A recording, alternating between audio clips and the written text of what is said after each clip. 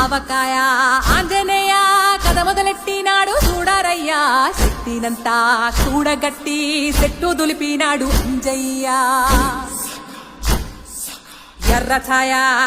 ఛాయ కోతి అవతార వెంటమాయ కత్తి సేత పట్టకుండా కాయ కోసినాడు కపిలయ్యా